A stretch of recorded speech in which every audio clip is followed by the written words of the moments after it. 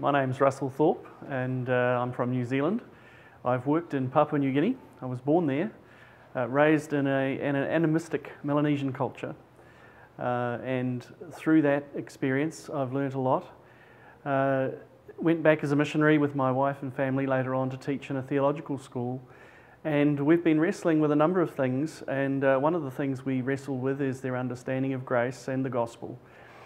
And when the original missionaries came back in the 1950s, it was interesting that there was a great response to the gospel in terms of the things that came with Christianity, including power and a bit of honour in terms of what they brought with them in terms of goods and services, and that brought honour to the chief, to the tribal leaders and the village leaders. That sort of thing has changed, and I had a bunch of students come.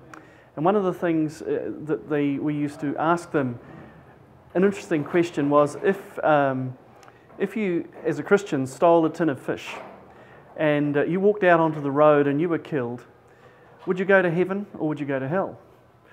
And invariably, 99.9% of the time, at the beginning of their studies, students would say, well, we're going to hell. We've done something terrible that we're ashamed about, and we're going to go to hell. So that was a rather interesting conversation to have with students. To try and counter that, we would try and teach Romans and Galatians in the period of their course, and then at the end ask them the same question again. And it was interesting that the majority still held the same view.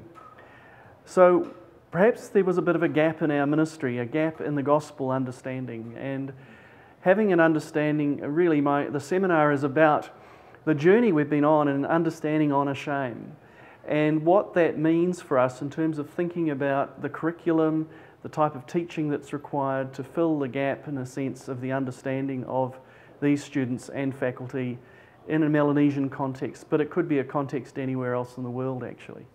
So we've been working at this, and we had the opportunity of presenting some seminars.